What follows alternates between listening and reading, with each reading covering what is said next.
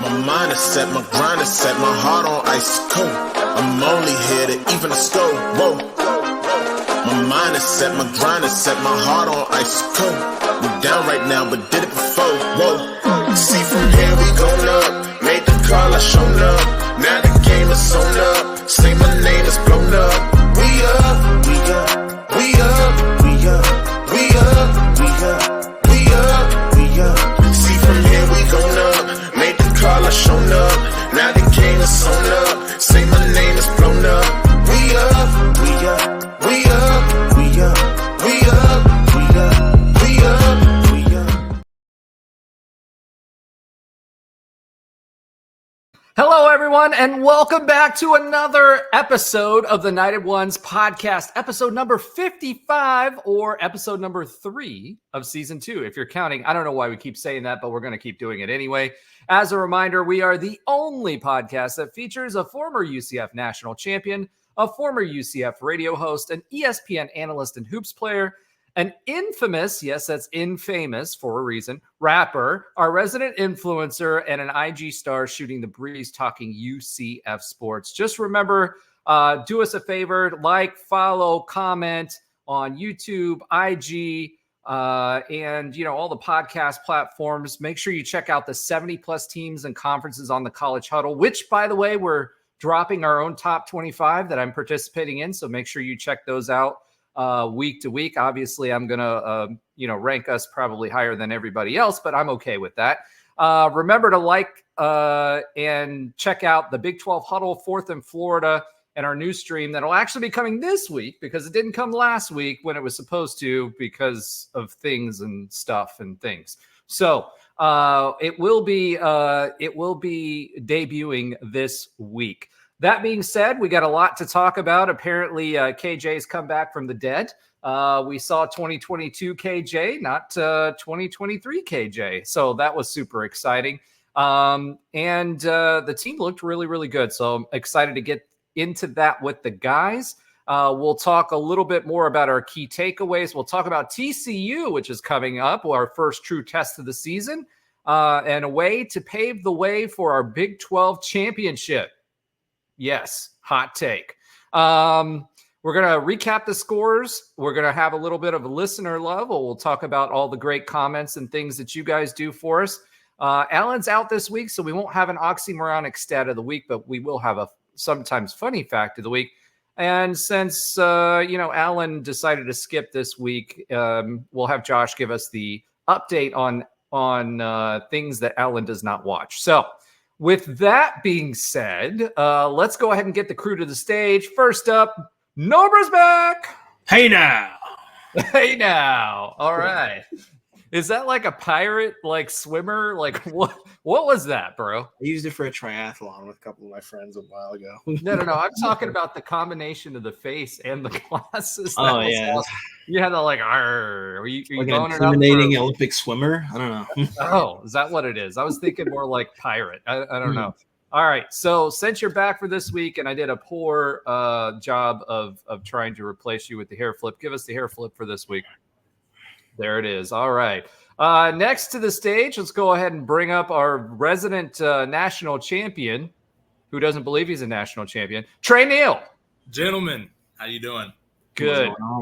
You know, I hate it when you say that every single week because we're not gentlemen. You're not a gentleman? No. Actually, if you read that. Don't worry. I'm going to mention something that you said on for our text talks about. Oh, boy. Remember, we are E for everyone. Remember that.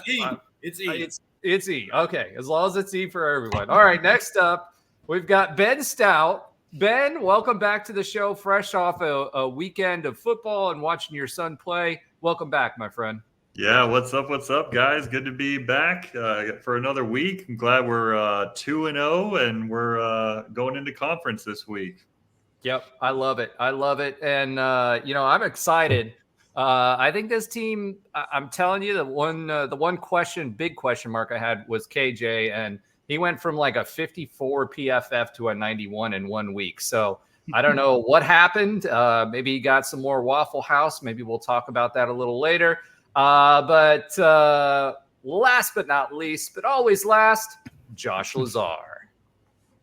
Don't call it a comeback. I've been here for years, rocking my peers, putting suckers in fear, making the tears rain down like a monsoon. Listen to the bass go boom explosion. Overpowering over the competition. I'm towering wrecking shops. When I drop these lyrics, I'll make you call the cops. Don't you dare stare. You better move. Don't ever compare me to the rest that are all getting sliced and diced. Competition paying the price.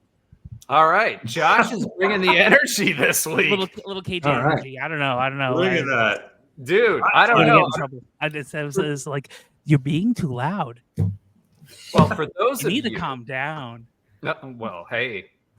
For those of you that have not checked out our Shorts channel, make sure you check out our Shorts channel because Josh, he may or may not have gone to Waffle House after what was a rainy and fun evening. Very much so. All right.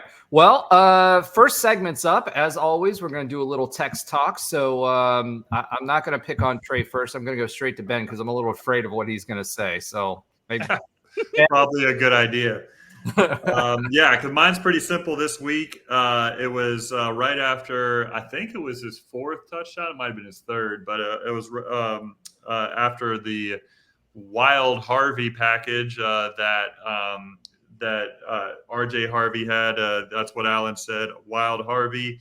And then Roger, you said Gus is setting up RJ Harvey for the Heisman. And I think that's something that we're going to talk a lot about over the course of this season and over the course of this show, just how much RJ is not only being utilized within this offense, but just how incredible he's doing so far this season. And man, I hope he can keep it up because we got one of the best in the country in our backfield and total backfield. I think might be one of the best combined running back rooms in the country. I don't think it's a might. I think I should say it might be the best. Actually, yeah. It's definitely not a might that we're one of the best. Yeah, I think I personally think that that our running back room is the best. Now, here's the crazy thing. We were talking about those 100+ yard games, which RJ had another one. He only had 19 carries this week. He only had 12 last week. So, and you heard Gus talk about this. They're making a concerted effort to keep the carries off of him, but they're certainly feeding him until he gets to a certain point, and then they're pulling him for someone else. Yeah. So that Wild Harvey was a 2 times in a row Wild Harvey to make sure he got that touchdown. I'll tell you that right now. All right, Josh. Wait, you go last. Trey. All right, go ahead. Lay it on me, bro. No, pause. Oh my God. Mine was going to be Alan saying, because he's not here, Wild Harvey. I mean, we've talked about it, I think, last year on this show and then the year before that. When we get in Wildcat, we're not handing the ball off to the jet man. We're running. The running back is getting the ball. Now, whether it's just direct run or a counter or some power, that's to be said. But the jet man is just a decoy to make the defense honest. And then my other one was Roger made a here we go. Comment. The D is so good and physical. Listen. No pause. There was multiple pauses on the text talk this week, and that was definitely one of the better ones. Multiple pauses on the text talk this week. As us on the pod, we got to clean it up. The guys I just saw my last one. They got to clean it up every week, so we got to clean it up a little bit in the text talk because Roger is not giving us the best look right now. But those are my just to be 100% clear, I was talking about our defense, but that's okay. I see where you took that. Gutter minds abound in the text talk thread. So I almost literally cried when you said that. I don't know if those of you that are watching YouTube, like I'm almost crying. That was pretty funny out of context. Yeah. So Josh, I think, had one too. If you can find that. Yeah, I got it. I'll lead with that. So I have a couple. Go ahead, Josh.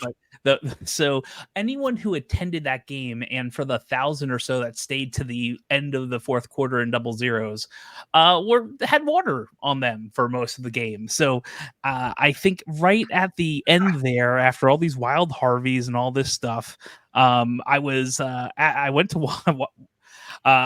Waffle House and I said I'm still wet from the game, which is true. I was sopping wet.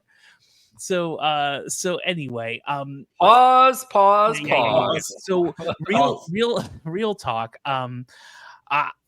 one was in all caps, and I don't know why. I had some reception issues. I usually don't in the stadium. Well, I had some reception issues, and in all caps I said, "I see a fullback." And it was interesting because it actually was Evan Morris. It was a tight end who was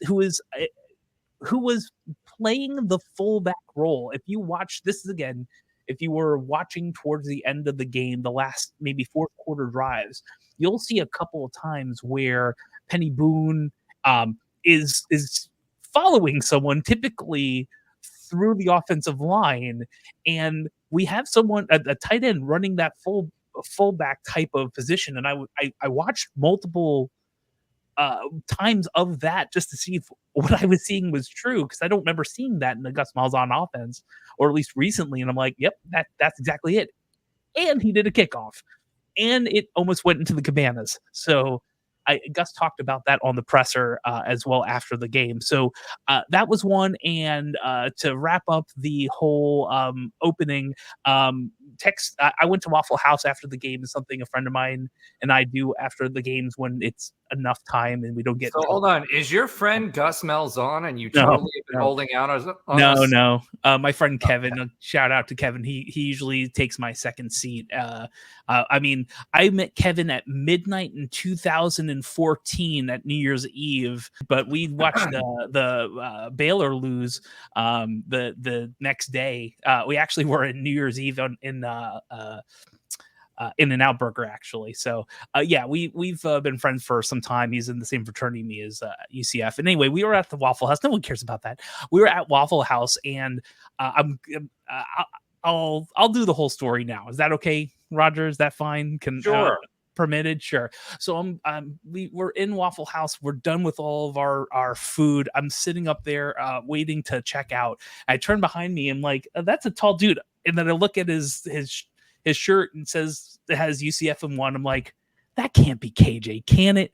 So I pay, and I'm thinking about it, and he goes and hugs like the manager. So Auntie is her nickname. And so I know that person's been there, and I walk outside and I see a car with a Mississippi plate. I'm like, I said, not going to be that fan. KJ's at the Waffle House. So I was a little shocked, and I just, yeah, I could have said hi or done something. It's like, nah, I'm not going to do that. I just don't want to be that fan. But I typically go to Waffle House after home games. So if it happens again, we'll see. So yeah, KJ followed us. I'll probably have to go to the Waffle House because he was not parked to stay. Well, I will say this: he probably got that order for free after that win. So super excited for him. But he could afford it though. If he didn't get it for free, he could definitely afford it.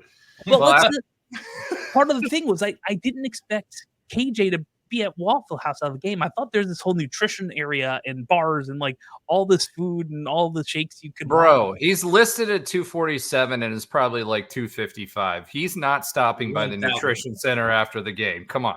Did you see how much he was sweating after the first three times he carried the ball? I mean, that poor guy. It was kind of muggy. I was watching the game at my buddy's house, and he said, and he like in the first quarter, he says, is your quarterback like sick? Is he like, there's something wrong with? Because he sometimes he just like, they cut to him and his face like fills up the helmet so much that it just looks like he's just like drenched.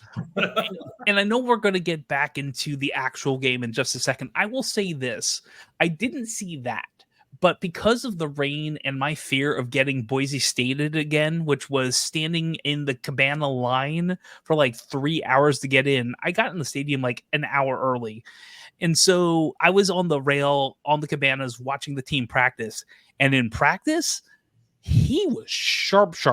So was Dylan too, right? I didn't see Brown warm up. Maybe I wasn't there at that point, but I mean, when we saw that first quarter and even first half last week, every out, every short pass, everything was really good. And yes, I was looking specifically at KJ because out of all the things that happened last game, that was the only one we had a real question mark about. Again, I know FCS competition, but every pass was crisp, and even some of the things they were practicing, like pitches on like an RPO. I saw them actually doing in the game, so I know we'll get into more of the game stuff. But what practice usually translates onto the field, any sport, any type of competition, and even the practice right before the game, he was sharp. Yeah, Gus said he had the best week of practice that he's seen out of him this past week. He seemed focused. That was the big thing.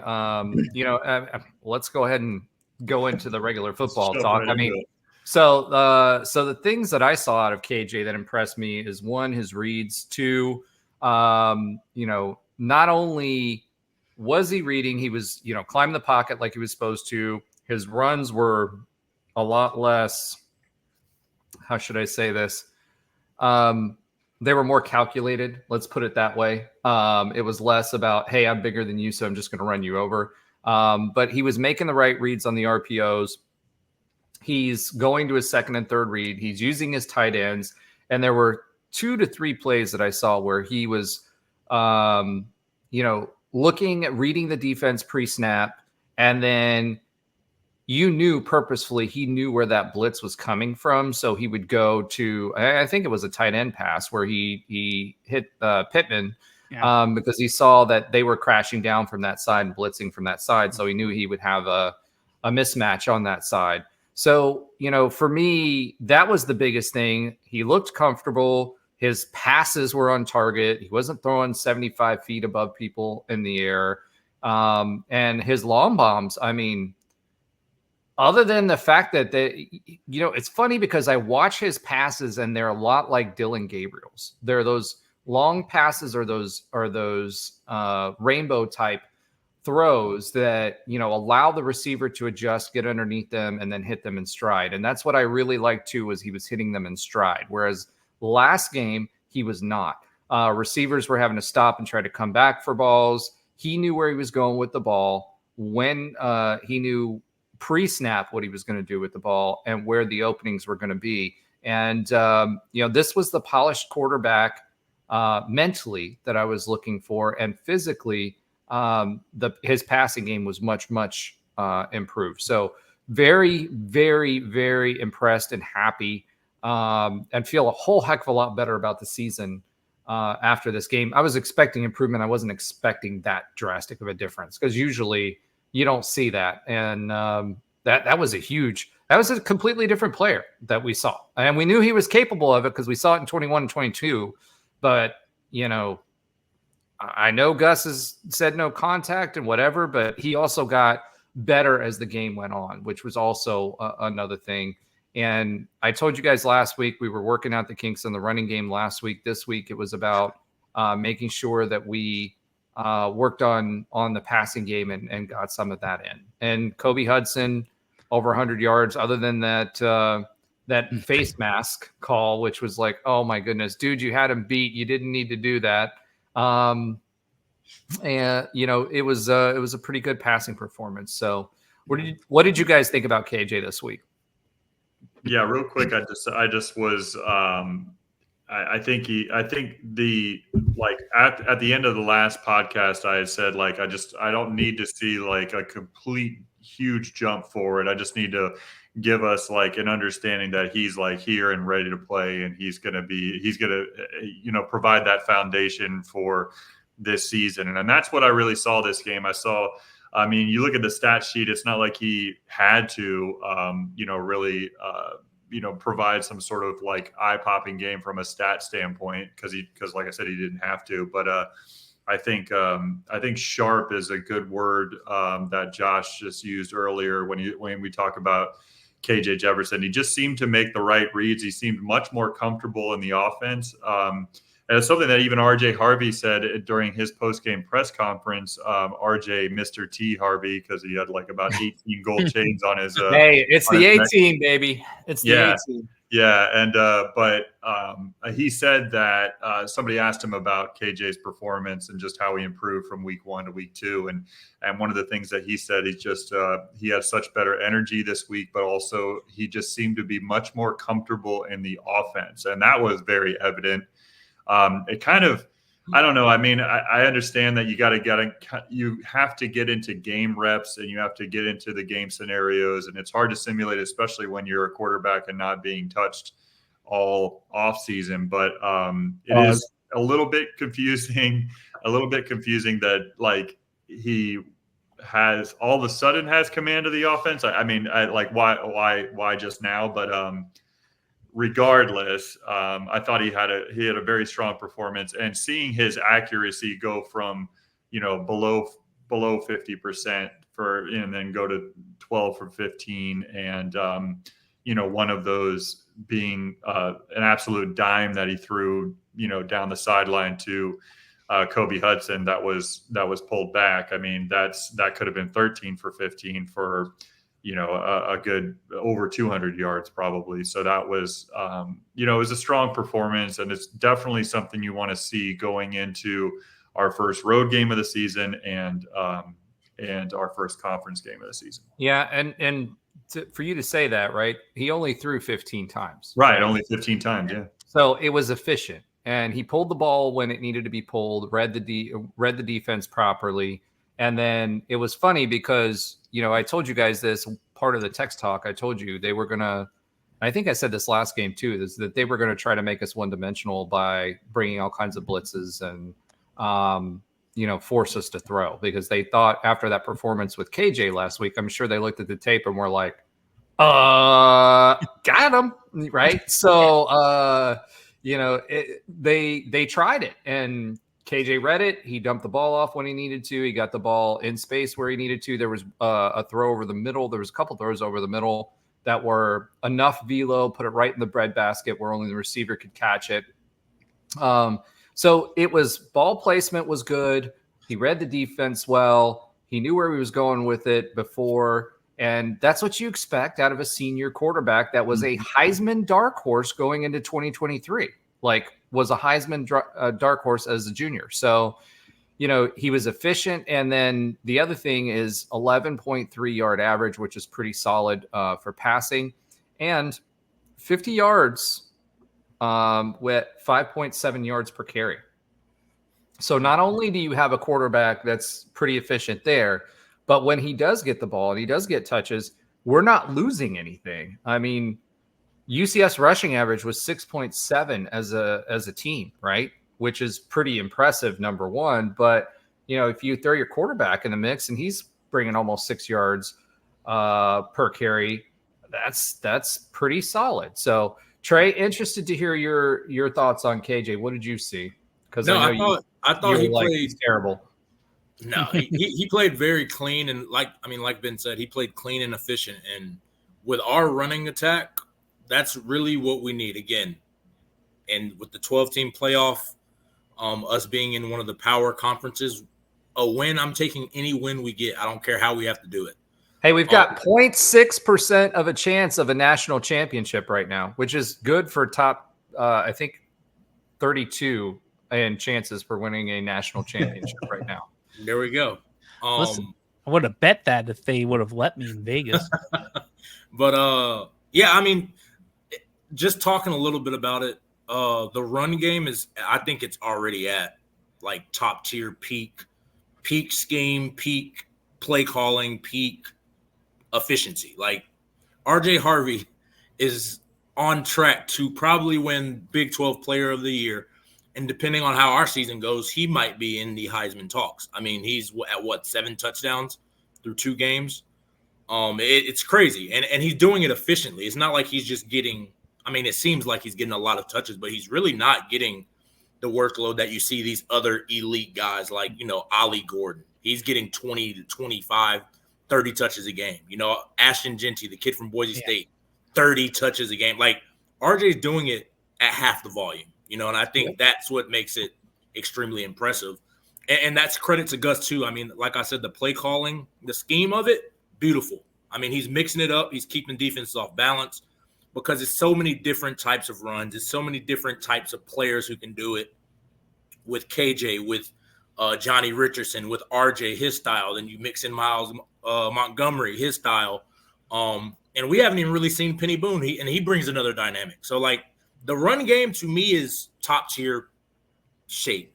the pass game is very vanilla. Now, is that by design because we've played, Sam Houston in New Hampshire? Maybe.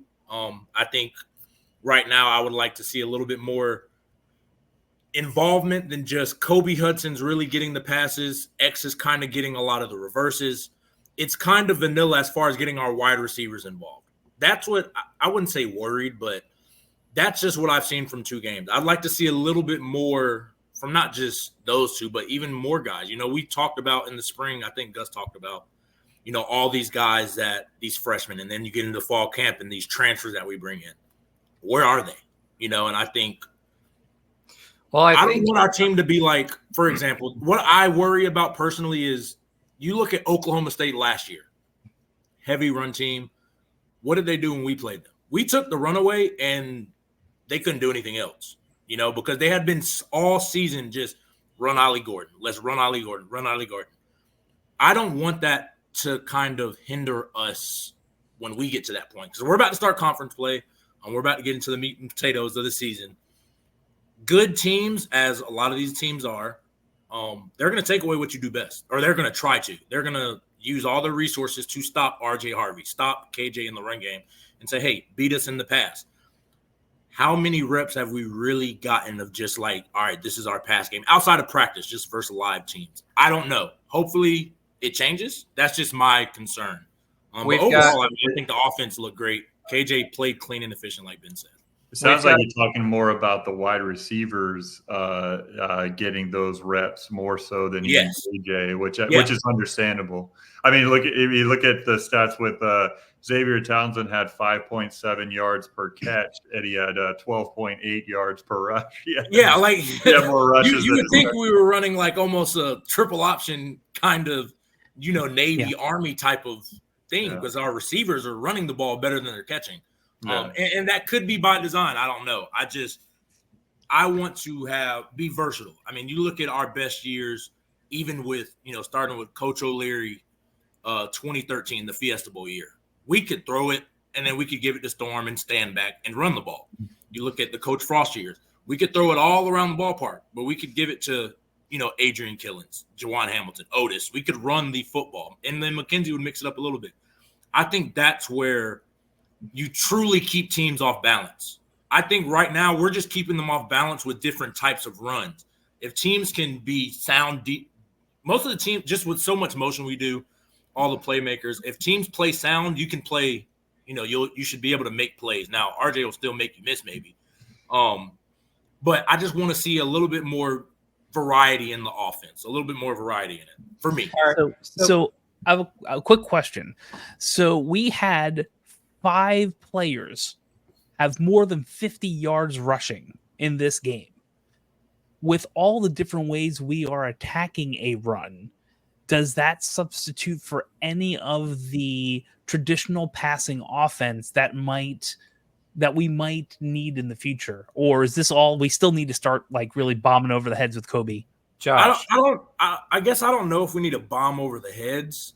It's just because, for example, say we just run a normal play and it's a TFL or KJ, like week 1, he just slips and throws the ball, just falls out of his hand. If we're in 2nd and 14, which it happened a few times, or even a false start, now we're behind the sticks. You have to have a pass game to kind of catch it up. Now, our run game still, RJ could pop off a 10-yard run and put us back in good shape. But just when we play these better teams, you don't want to be behind the sticks. You don't want to – and if you are playing behind the sticks, you want to be able to. You want to be confident in it. I don't know how confident we would say how would we feel if, hey, KJ, you got to go back and throw 35 times a game? How confident do we feel right now? I wouldn't feel uber confident because not just for KJ, but outside of Kobe Hudson and X, who we're throwing to. Roger, go ahead. Yeah, so a few things. To answer your question, Trey, it was right around 30 passes so far. So 30 passing reps if you don't count the penalties, right? Because those brought back 4 or 5 of those just this game alone. That first series was ugly from a penalties perspective, right? Now, as far as what Gus is doing, one, I don't see characteristic Gus trick plays, so that's pretty cool, right? Not yet. You don't Yeah, see it. Yeah. Wait till the games get a little closer. Yeah. So, the thing that I see more this year, and Gus knows he's got a hammer in the running back room, right? And what he does, if you watch, you talked about the motion. We run a lot of motion, but we run different plays out of that motion. It's the same way as the Frost years. You remember that, Trey? We would run the same play over and over and over again, and then we would pop it for something different and lull the defenses to sleep, and then we'd have a big play. I think that's what Gus is doing, is he's running different things out of that same running attack and that running motion, and that way we can pop it to a tight end, slip a tight end down, do whatever. He's also using tight ends more than what we were using in the past. We're also using crossing patterns. So if you notice, Kobe's not running go routes the entire time like Javon Baker and Kobe were last year, right?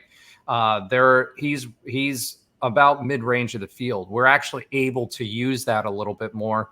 And you've got slants that we're using as well. So what I see out of at least the early part of this season is we're going to go heavy on run. We're going to try to confuse them with the run. If they stop the run, then we're going to pop it out to a tight end. The offensive line's good enough for us to not use the tight end all the time to be able to block for the running back, and slip the tight end out and pass it out to him, or hit with a crossing pattern or a quick slant.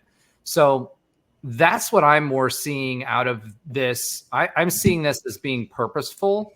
And instead of having Javon Baker out there on a go route for 50, 60 yards and then dropping something into the breadbasket, we're being more and doing that on a more consistent basis. We want the base run game. We want to be able to set that up to get the defense in the box, and then get them to the tight end or someone which we weren't confident.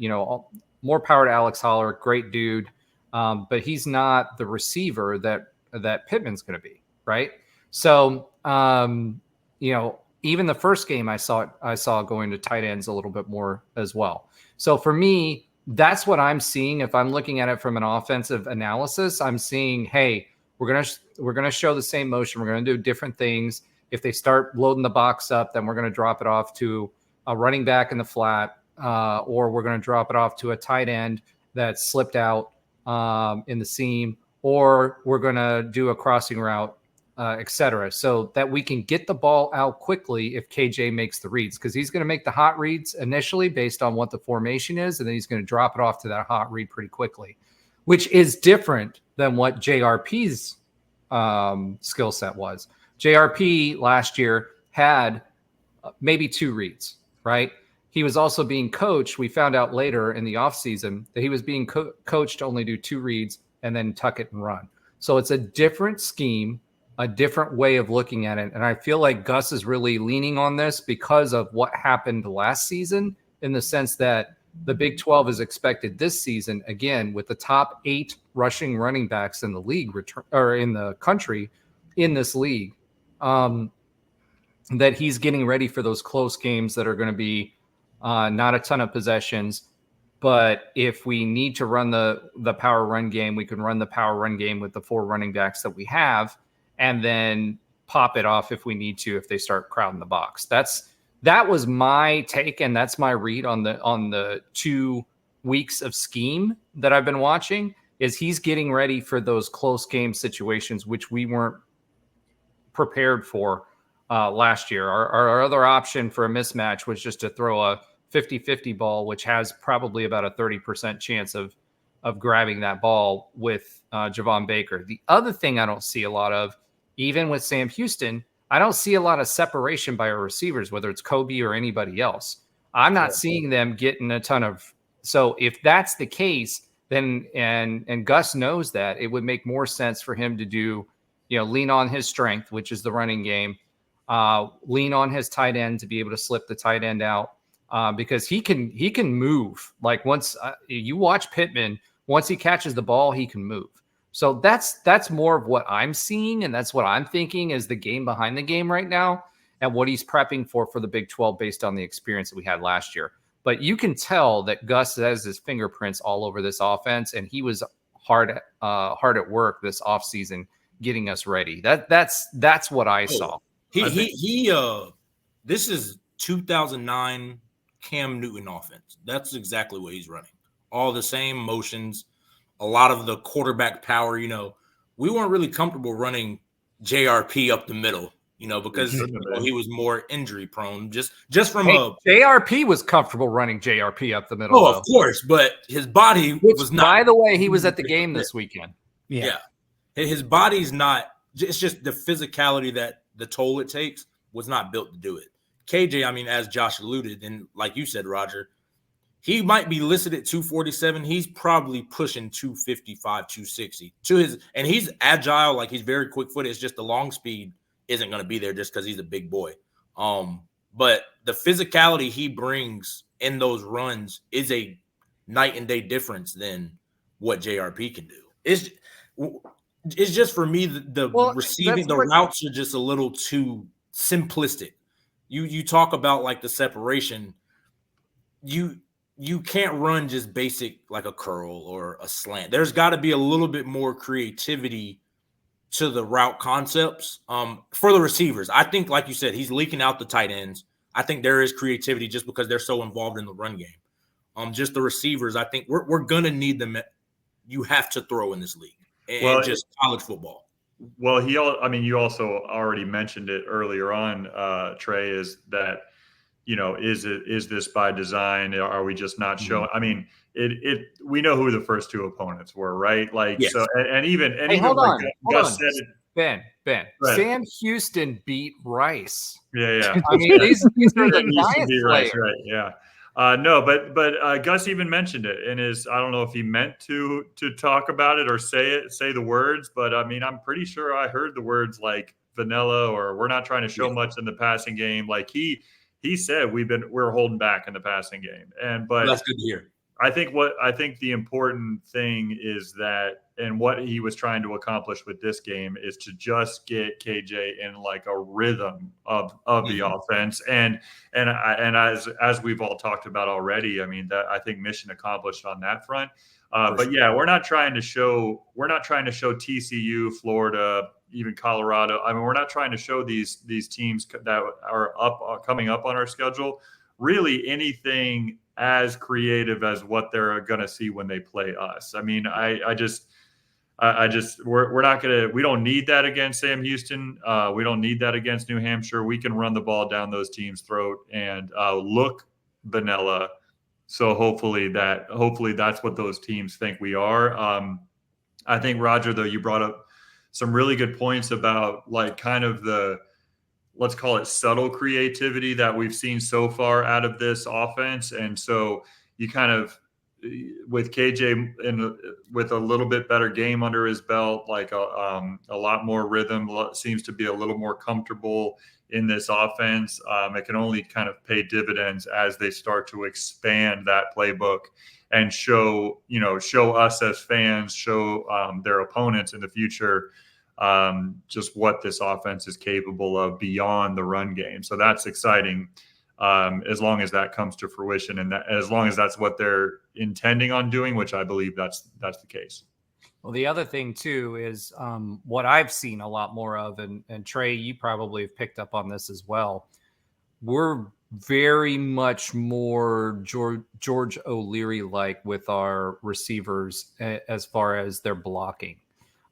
They're finishing plays. They're not just, okay, if they know it's not going their way, they're not stopping blocking, right? Like we saw last year. Yeah.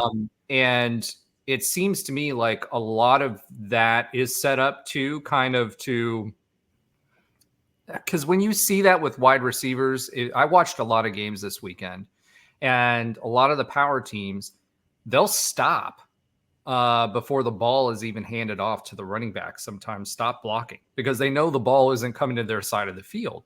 But what does that telegraph to the defense? If you see a wide receiver that's just hanging out there and not doing anything, and he's just stopping, it ain't going to that side of the field, right? So if I'm a safety, that was his note. That's what he teaches his receivers to do. It's more strategy in the sense there's no point to waste the route, like your rep, or waste energy. But yeah, guys will literally just jog off the line and watch the play.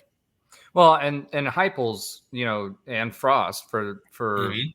that matter. I mean, those guys are running 90 to 100. Yeah, they want their offensive players to reps, rest. you know if what they're I not mean? gonna be That's involved. not Those what we're are doing. reps to rest, correct? Yeah, that's not what we're doing right now. So No, and We're I'll ball tell you, control all the way. Yeah. we in the middle of the game, I might have been a text talk that didn't come through. I said that this is like Josh Reese level of downfield blocking, and I don't know if everyone who's listening has watched that 2014 Baylor versus UCF game. The downfield blocking in that game was elite, like people getting blocked into the back of the end zone level of elite, and Storm and others might not have gotten to the heights of their running or their other routes if the all 11 players on the field weren't doing their job to the best ability that they could. And that was happening against Sam Houston. Like I saw a couple of, and so did you, Roger, you calling it out. So really, really good downfield blocking that easily added 10, 15 yards after the catch. So and I'd like to see what happens in TCU.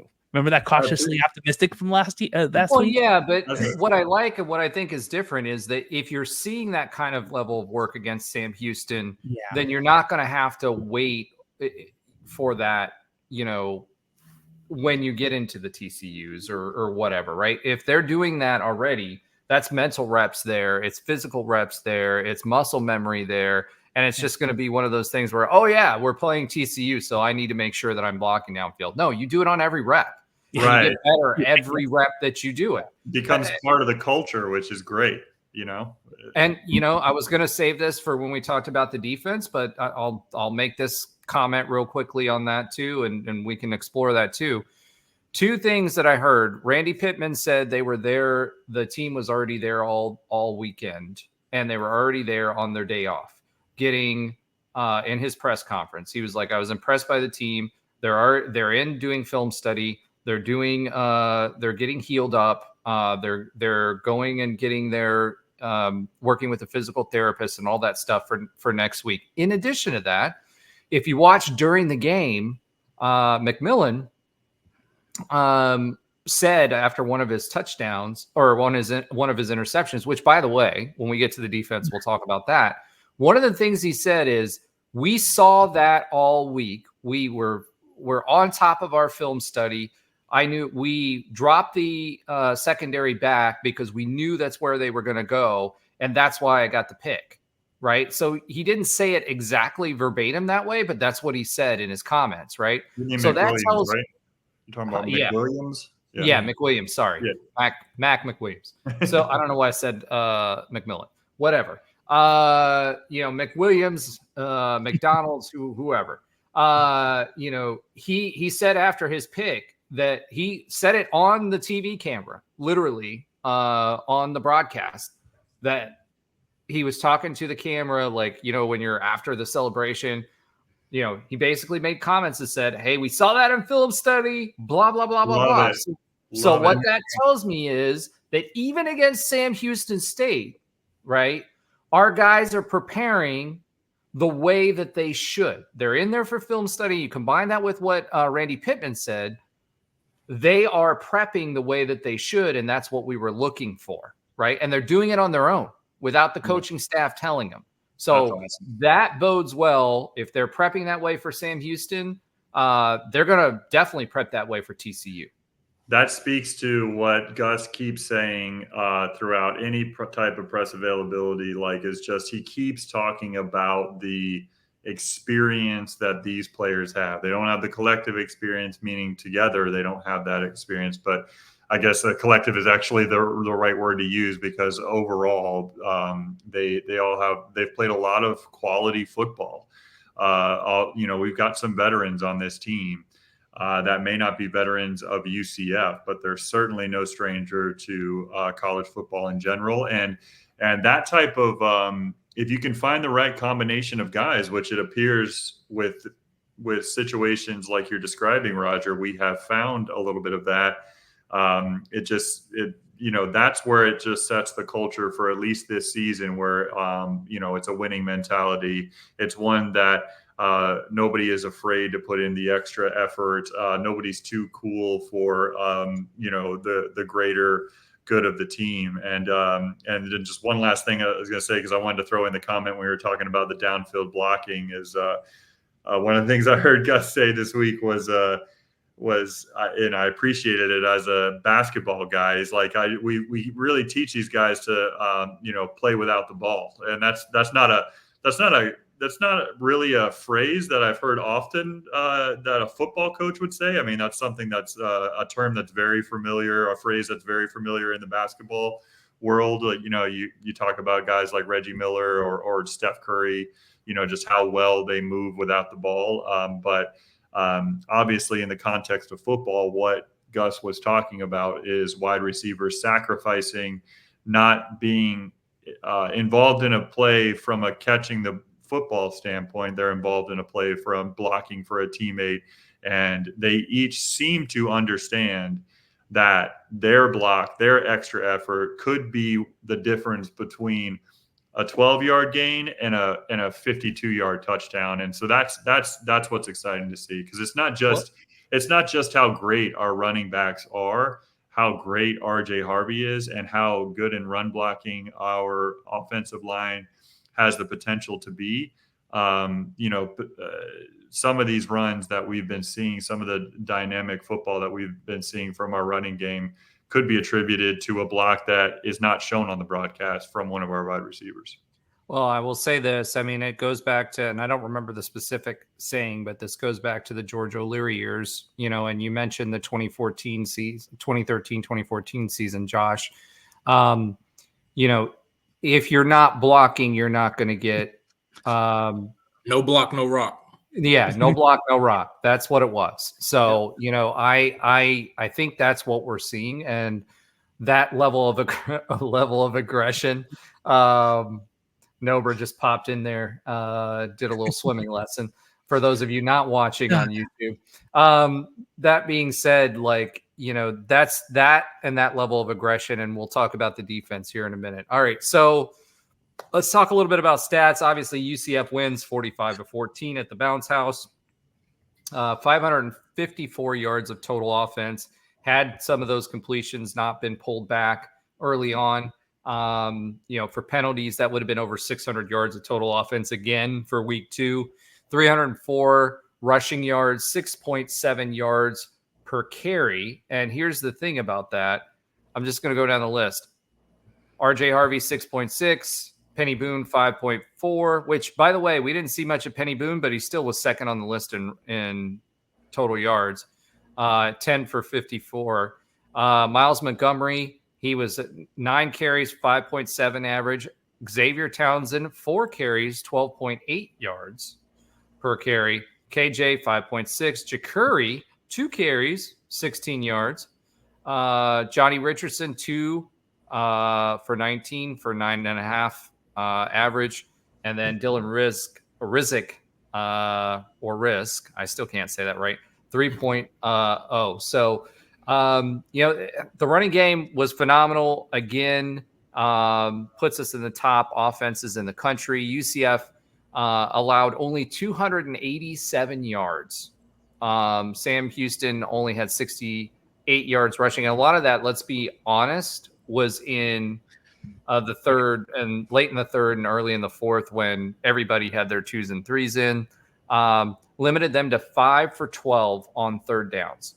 5 for 12 on third downs. Now, for UCF, on the other hand, we were 8 of 13.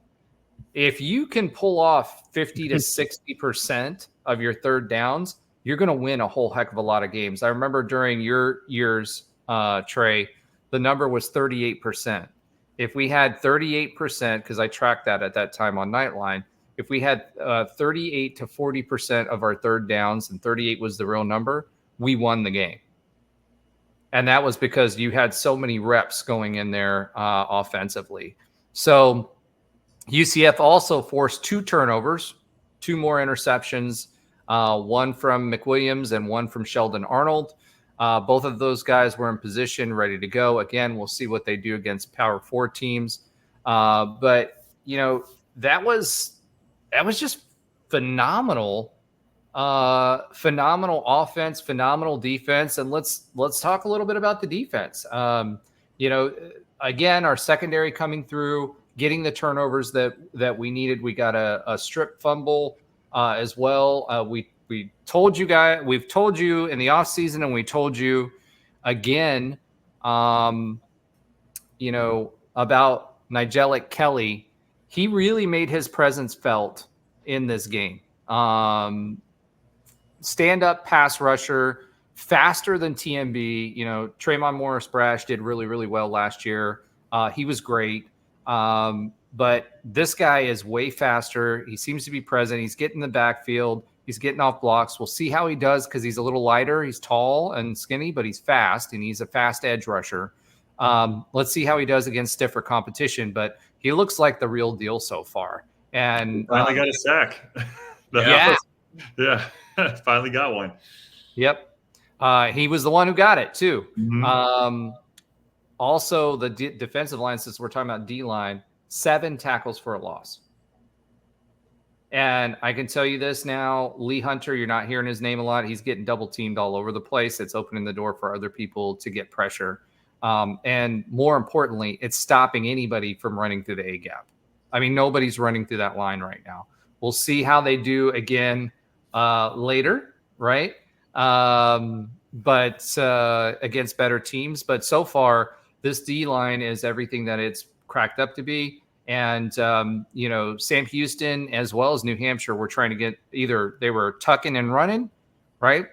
Or they were throwing the ball very, very quickly as soon as the snap was over. It was one read and then the ball was gone. There's a reason for that, and that's your D-line. Those guys are going to be a problem for people. What else do we want to go over? I saw Ziri Alexander did get the start over Deshaun Pace, which was interesting. Did you guys think that was did that surprise you? I mean, he played well. Ziri Alexander played really, really well. Transfer. What did you guys think about that? Did you guys catch that at all? I didn't catch it.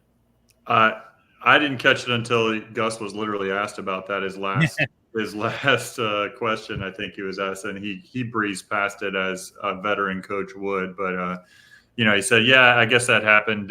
He wasn't in there on the first possession, but he was in there on the next possession. So he just kind of breezed past it. That was probably something like he probably was late to a meeting on Saturday morning or Friday night. That's what I was thinking. Yeah. Wouldn't be surprised if that was the case, and especially the way he answered the question too. Yeah. It wasn't Larry. You're seeing the whole game, Kevin Smith, when we really need you. I don't feel like that's a Gus Malzahn type of move. Yeah, when Kevin Smith was your entire offense and you sat him, you know what I mean? I know. That's a little different. What's interesting is Alexander, I think, led the team in tackles and a couple of other things also on top of it all, if I remember correctly. So Deshaun Pace is the starter. I'm sure it's something that happened behind the scenes, and we're going to hear nothing about it again. I hope. That's good. Yeah, I mean, if you want to talk about defensive stats, Ziri Alexander, 6 total tackles. Quadric Bullard quietly having a good season. 6 tackles.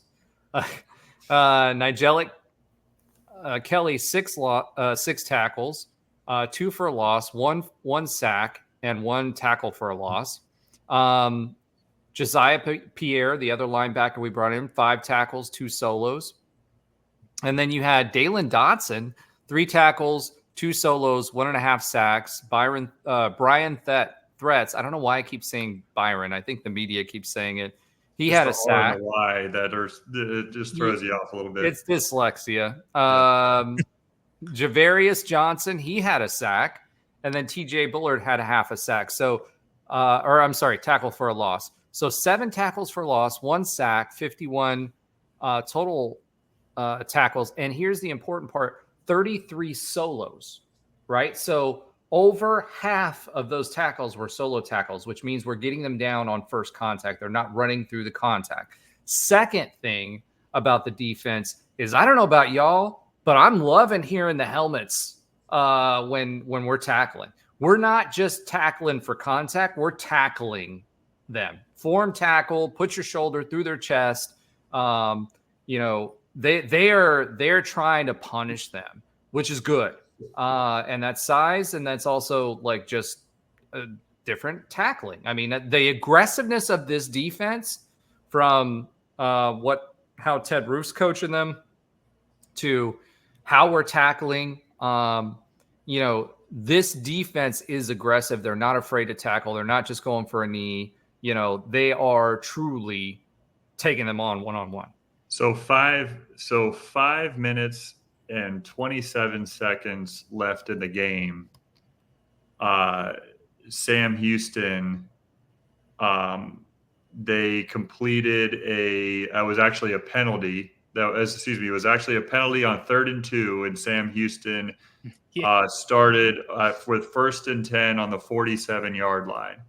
And that was the first time all game that they had made it to the other end, or our half of the field. So obviously they had the long touchdown in the first half. And so if you just kind of take that play out of it, because that drive wasn't a drive past the 50. That was the first time that they it was 6 minutes and 44 seconds left in the fourth quarter. That was the first time they had made it past the 50. So I think that just displays, in a team that we should have beaten pretty handily, and we did. With our third string in the game, they finally made it past the 50-yard line. And I think what that shows is some of the things that we've all touched on, but you've touched on, Roger, throughout our conversation here, is just, it kind of shows how like we're taking these opponents seriously, in the sense of like, we're not trying to just mess around in these first 2 weeks. Like our defense especially just seems like they're so locked in. I mean, that's just what I've noticed. They just look so focused. They look like they're just really taking this game, taking every possession, every play so seriously that like they want to like, they don't just want to like get by and win by a little bit. Like they want to shut the other team down. And that type of mentality that we're seeing is it just makes the rest of this season and the outlook on it not trying to put too much on, because we understand who we've played the first 2 weeks, and we understand it's going to be much tougher coming up next week. But seriously, it's exciting to see how focused they look as a unit.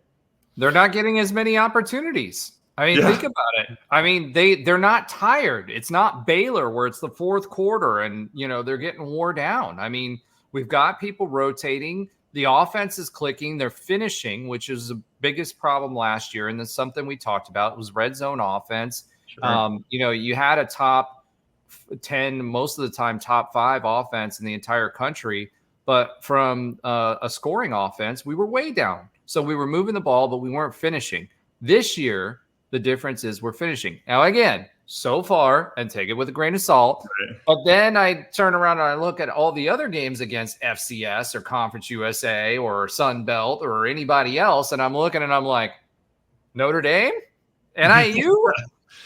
Like $1.4 million to NIU to beat them in their home stadium. That's pretty interesting. K-State and Tulane. I think Tulane's quarterback is actually, I watched that game. He's a freshman. He's going to be really, really good.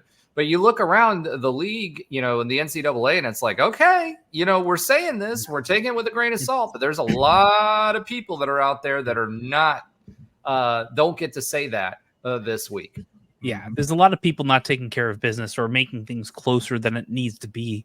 And sometimes that's even through the third quarter. Like, there are a lot of games through the third quarter. If you're watching your scroll of scores, you're like, Houston's only down by what?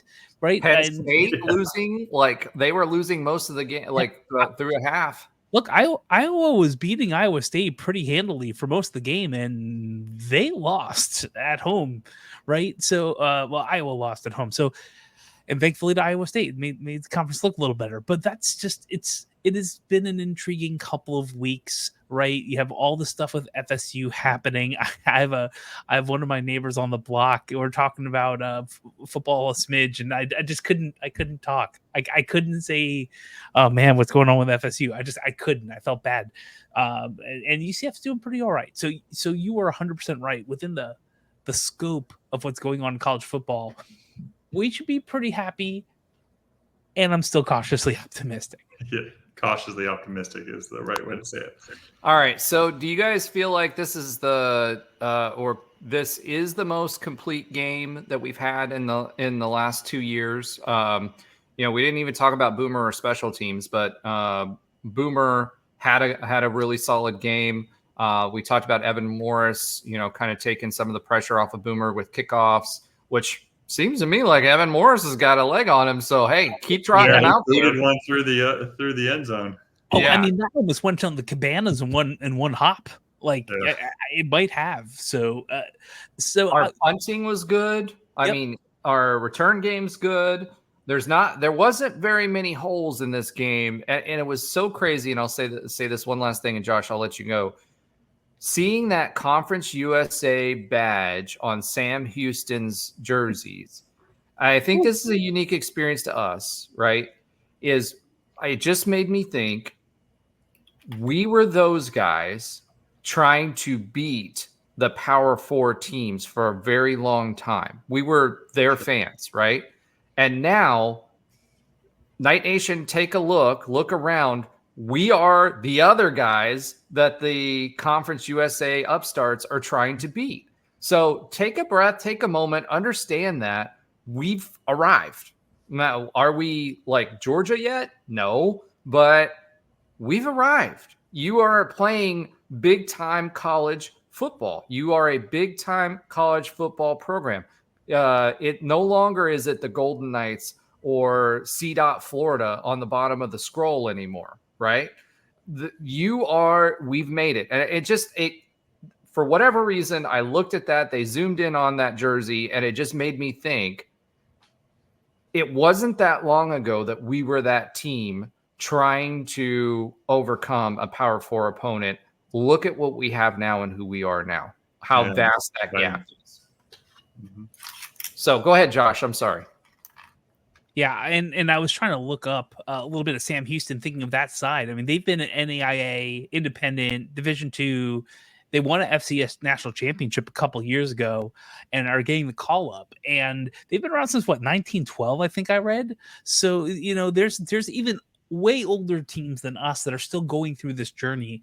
And a few of them have experienced multiple conferences and multiple levels. It's just that the people who were in school in 1979, many of them are still around. Most people don't experience this journey in like a generation or their own lifetimes. So I do feel like we are definitely that target, and we're definitely kind of flip that script. And some of us have to mentally remember it wasn't that long ago. We're talking 15 years. Like our experience. I'm not even talking from 96 and whatever. Our experience with this growth is at the point where they can go out and buy alcohol, right? We're talking 20, 21, 22 years. So it's really wonderful. Well, let's put it this way. I think Ben was like 12 years old in 96. weren't you, Ben? Or is that about 96? Right? Yeah, I was 12 years old. Yeah. Wow, look at that fast math. So there you go. I mean, that just kind of goes and shows. I was a good old 6 foot 7th grader, no big deal. Hey, I was this height. I was this height in like 7th, 8th grade. I just stopped growing. Like we went the opposite directions. You kept going, and I stopped growing. That's what the difference was. Yeah. So your post middle school growth from you, we just added it. I had it up in me. Yeah. I do think this next game is going to be at TCU. I think is a very pivotal game, and we all know this, but you have think of their journey, right? Like they were not that far behind us. They were ahead of us, obviously, in getting to this space, but it wasn't like TCU was a Power 5 team 15 Actually, years ago either. they were a Power 5 team before they got relegated into the Mountain West, right? Fair, because fair. they were We're talking a SWAC team. Well, Yeah, it wasn't that long ago. It was when the Big 12 split off and it was created, which is about 30 years ago. Yeah, that's when true. they If we're lost. talking in relative, yeah. Yeah, that's when they lost their power status, right? Well, so did SMU, and you look at what happened to them. So Yeah, but SMU didn't earn it; they bought it. They literally bought it. Well, you're did right win. though, Josh. That in the sense that, Yeah. like, it wasn't that. It doesn't feel like that long ago where TCU is like kind of the that team from TCU. They just got into the Big 12 and they're like kind of already making noise. They're that team from the Mountain West that just kind of exploded onto the scene. They were like right after Boise State became the disruptor. They were like they passed the torch on to TCU kind of. So no, absolutely, and I Roger, I agree with you there. I feel like in the mental fandom, right? Yeah, it just like they're making their way and doing really amazing things, and they're a good team. They are some of their players. It's a mix of Nil and Young. It's going to be a really good game, and I feel like this is a great test. This is a great test of where we have what we feel like, and I'll get back to this, the complete game this week. And next week we have on the road, haven't done great so far, right? In the last couple of years, a team that 2 years from a national championship appearance. All right, Gus Malzahn's press conference. That's what I keep hearing right now. Right. Literally, you hit on his first 3 points. That's that. Maybe it's ingrained in my head. Yeah, but talking about Kendall Briles next. Yeah. How he coached KJ. Yeah, as a fan, the fans wanted. We don't want to see 55-12 and remember Kansas State and all that shellacking from last year. I feel like this is really going to be the key. And all the way back to your original point, other than the first drive where we went 75 yards, yet had 105 yards of offense, that was probably the most complete game we've seen in a long time, regardless of the opponent. Everything was clicking after the first drive, and even the first drive clicked. I'm not worried about being competitive in any phase of the game this week, which we haven't had that opportunity in several years. So whether it be QB position, linebacker position, D-line, whatever, kicking, special teams, whatever. I don't feel that. And we'll see how it goes next week, right? But I don't, or this week, because we're already game week. But but that being said, I don't feel that way. Now, I'm going to wrap this up with a bow in Alan's honor, because he does prepare the notes for us, and he loves stats, so he left a couple stats in here. Other key stats, UCF is now number 3 in the nation in total yards per game, 596.5. We would have been over 600, should have been. Number 1 in the nation in rushing yards per game at 419 per game. I feel like Navy right now. UCF number 1 in the Big 12 in total yards, number 2 in the Big 12 in defensive points allowed, 8.5 points per game. 4th in total yards allowed per game, 224. That's saying something, right? Number 2 in Big 12 in rushing yards allowed per game at 67 yards per game. Funny enough, so Josh, a funny fact of the week, 67 yards this week, 67 yards last week, which was interesting that it was on the nose. Let's go ahead and talk a little bit about recap our score predictions. Score predictions for this week. All right. So for last week, who was closest to the pin? So just to recap, the game finished out with a win, and the score was 45 to 14. 14. That's right. So closest to the pin, Trey, 49-17. So pretty darn close. You were a grand total of 7 points off. Alan, 42-17. So he closest to the Pinju.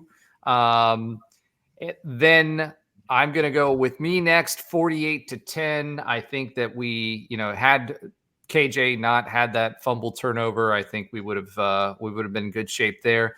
Ben, 35-17. You were a little low on your furthest.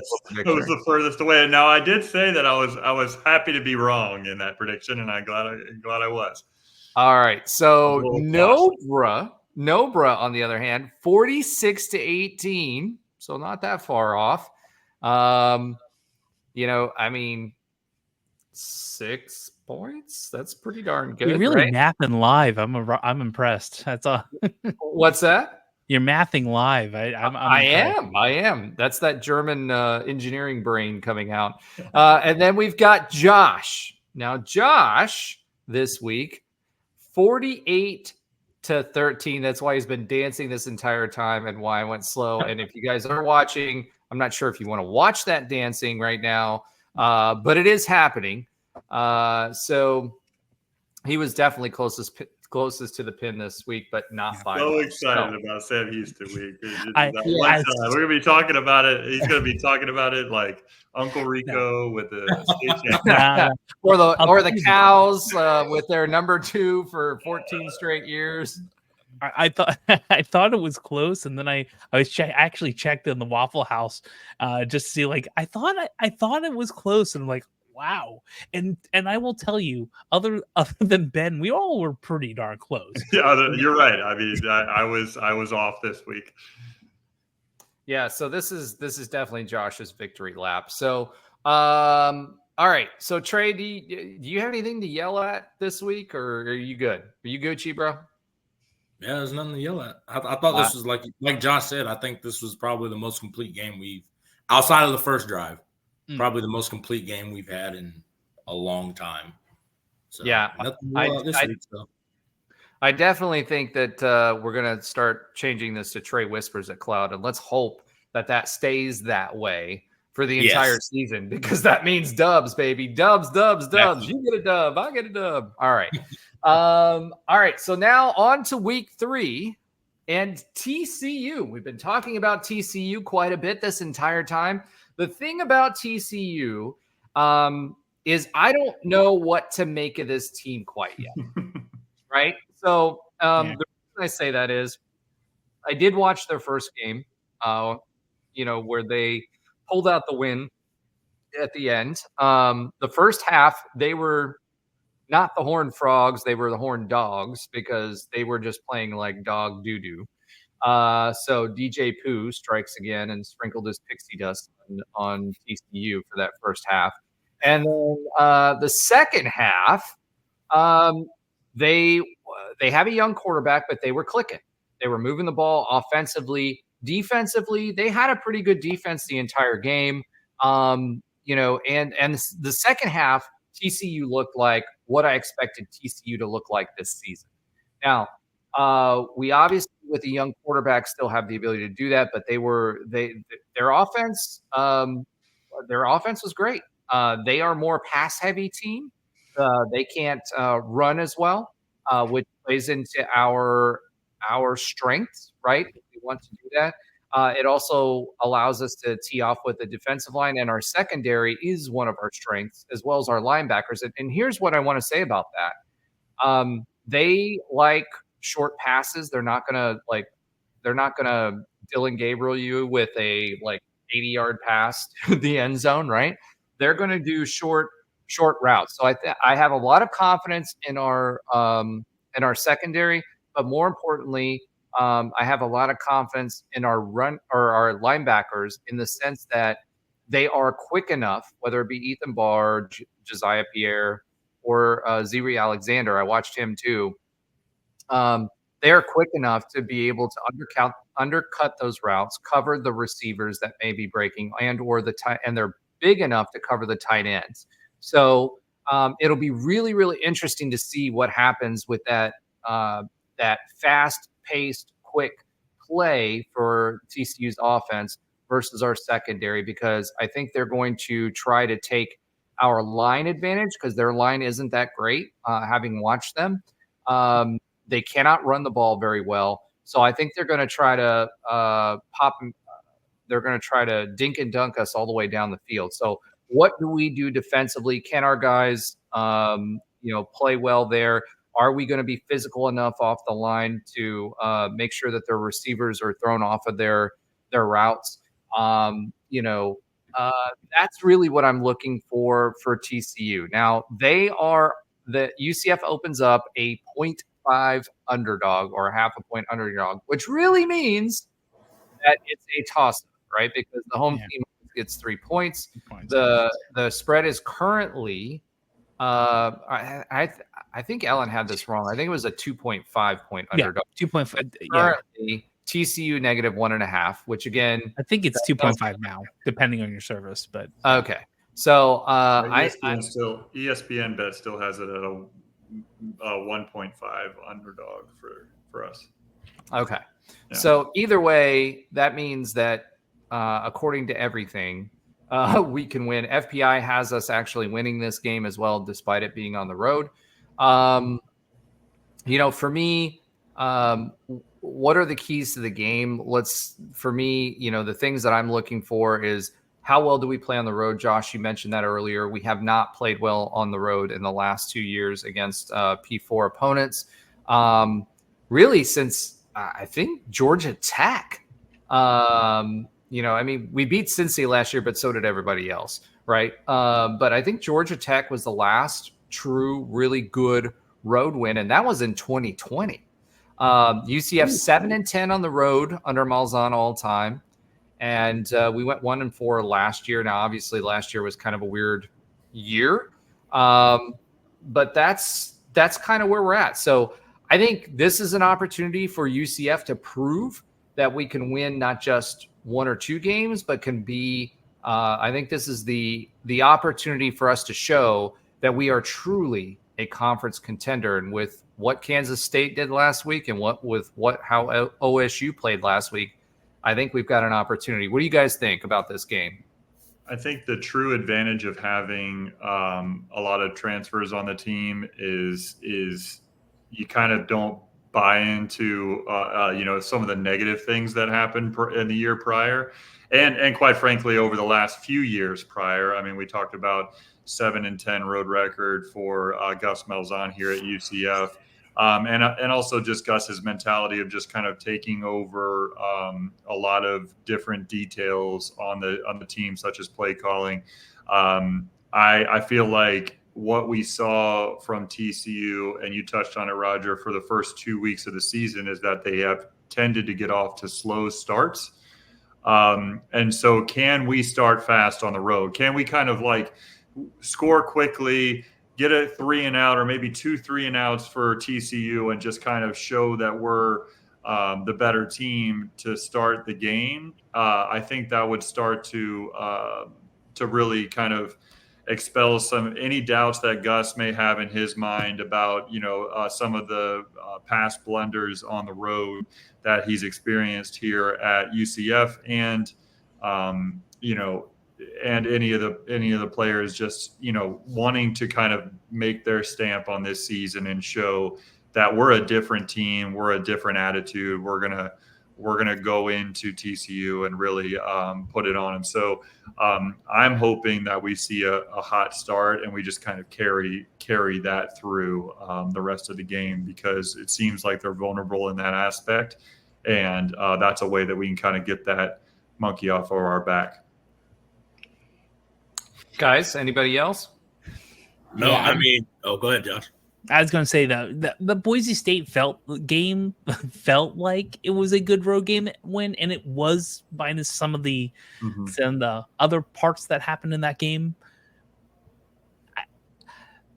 I think this would probably be one of the best away game wins in the Gus era at this point. Like, there's so much momentum, there's so much riding on it.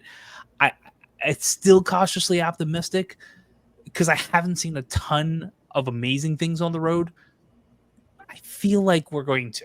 feel like we're going to. I mean, we've got bigger road games coming up, but this has got to be. Hold on, this has got to be the biggest road game so far of the Gus Malzahn era here, right? Yeah. I mean, meaning we've lost the prior opportunities. Like if we had some wins there, of course it'd be different. But this is the biggest road game of the Gus Malzahn era so far. Well, I don't know. The Gators game with the Gator Slayer, I think, in the bowl game was pretty good. Well, it's not a away game. That's not a away game. That's a bowl game. Well, that's what I said. If you're not talking about bowl games, right? Well, no. If you're not talking about a neutral site game, sure, yeah, but that's a neutral site game. I'm talking about a true road game, whether a bowl game or not. Yeah. So I would agree with you guys. I mean, Boise was a gutty win, and a big part of the win too. What's that?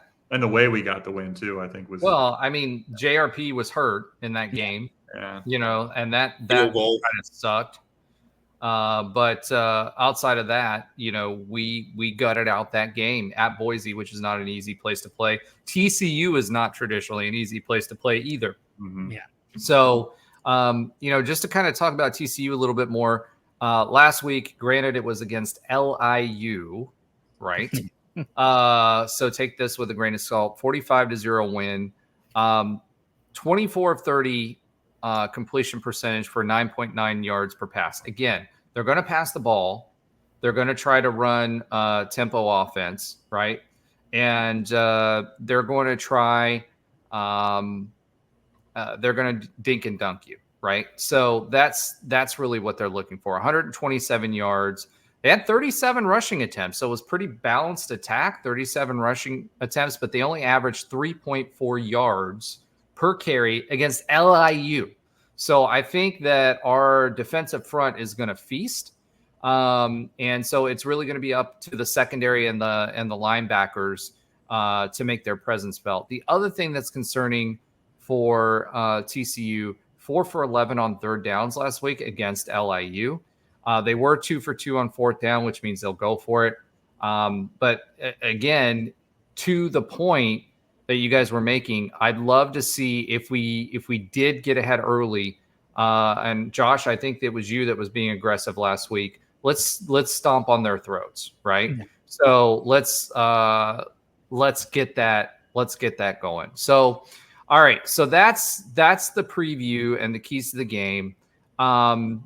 I'm going to run through the Big 12 football scores real quick, and then we'll go ahead and pick for this week. How's that sound? Sure. All right.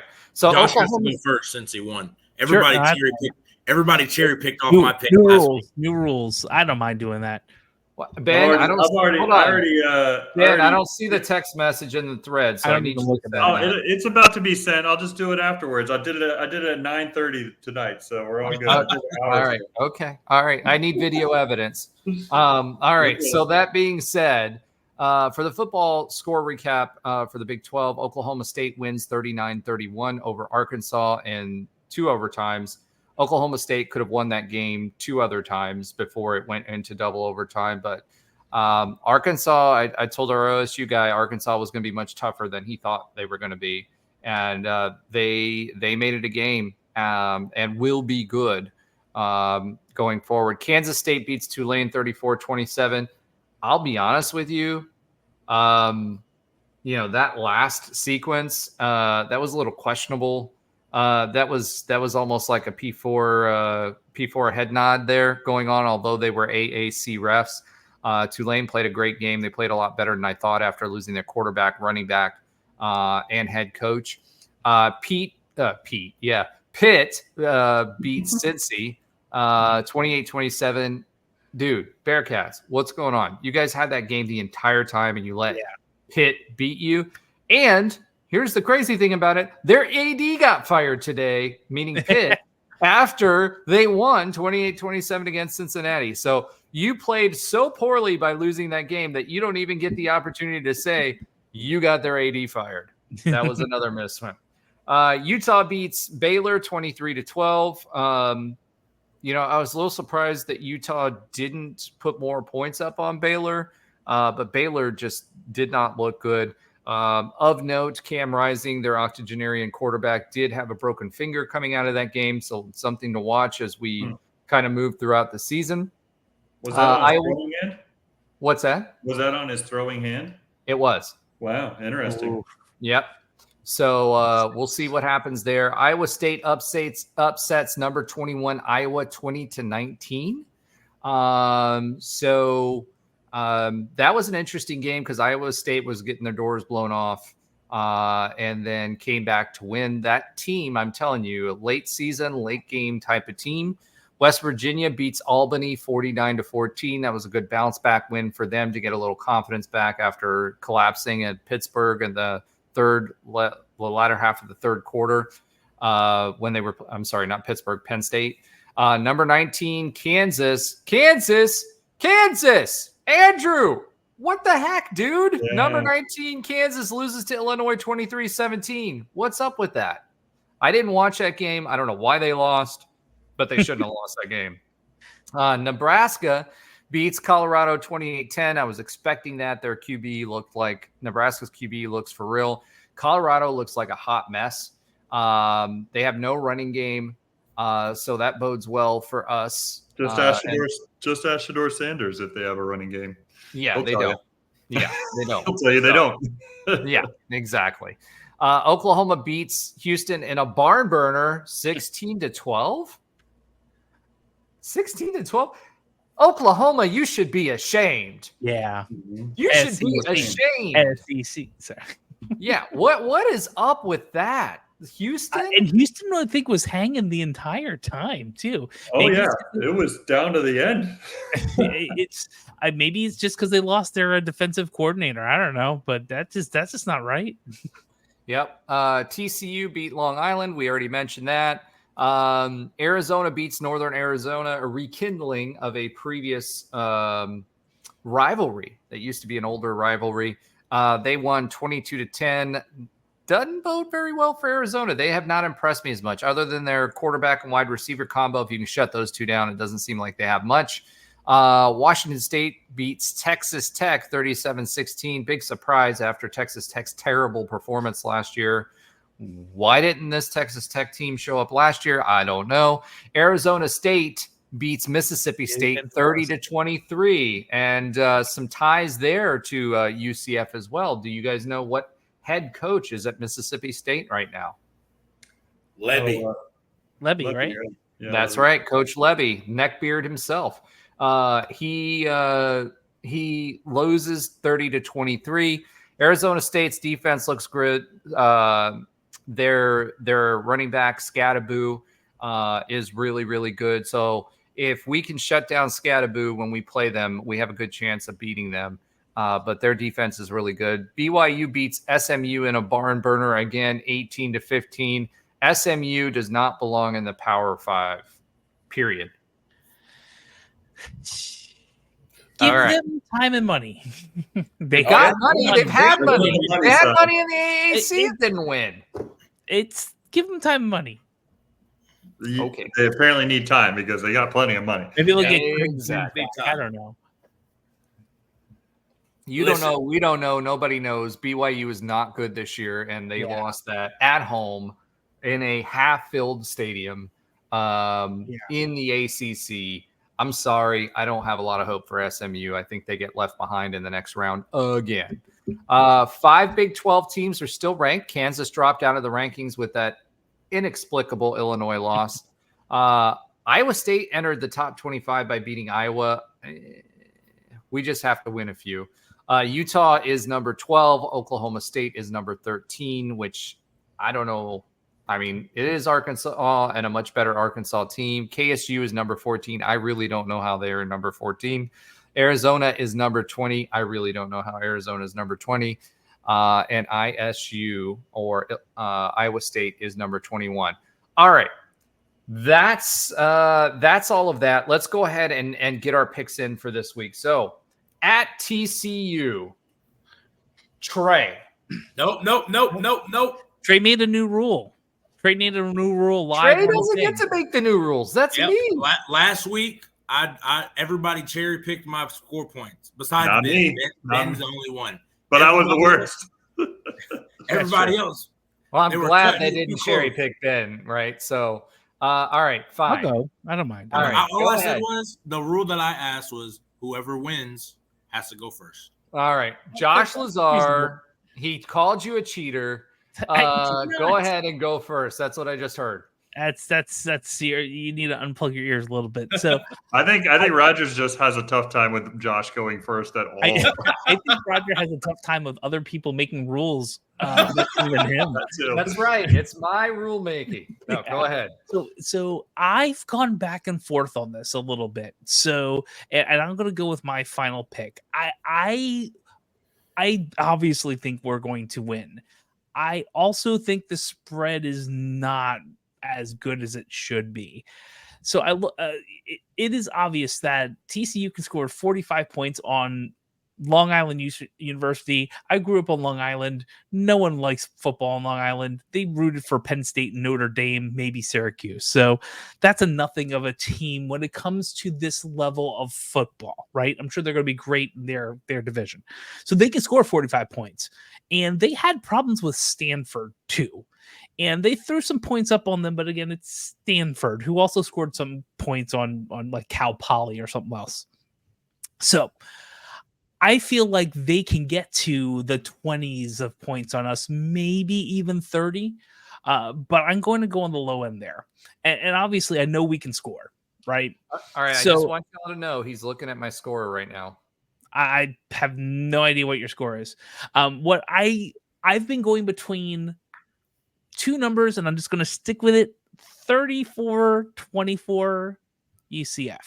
That's what I'm going to go with. 34-24 UCF. I actually think it might be a little tighter, but I'm going to go with my gut.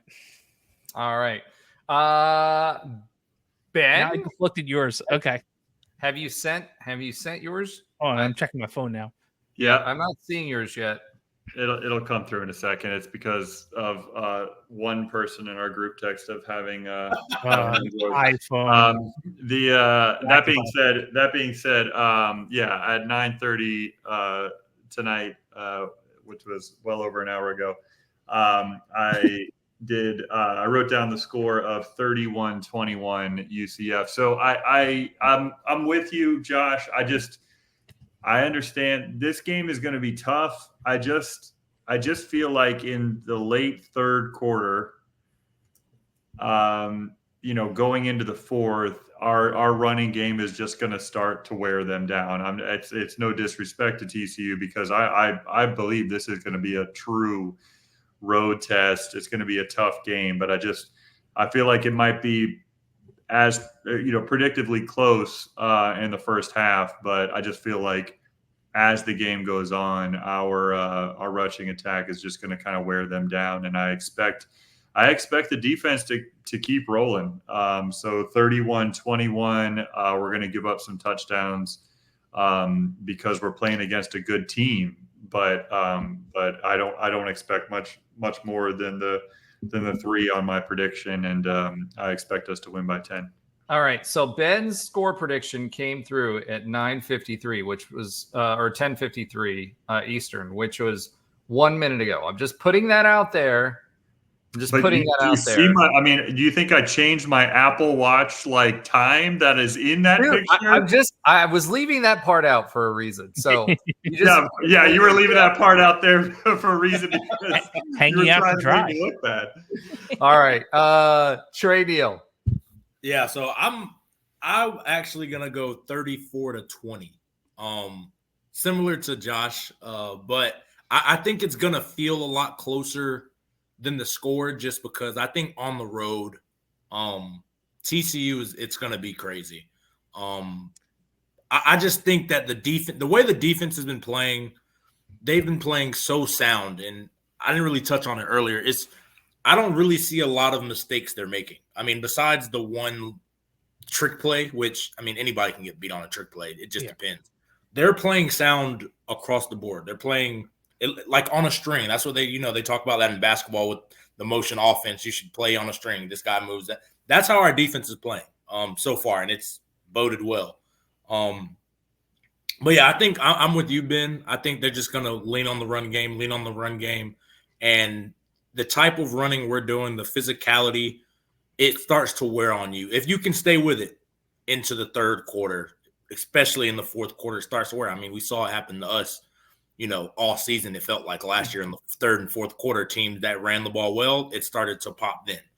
So I think that's what we're going to do, and I think we go into TCU and win comfortably. I think they might score a touchdown or two and then kick some field goals, but I think overall we play a very good game, clean game. All right, so Trey is 34-20. Good guys. I know Nobra's not expecting this, but he's going to give us his score prediction since I know he flashed it on the screen, but nobody can hear you if they're listening on the podcast. So Nobra, what was your score prediction?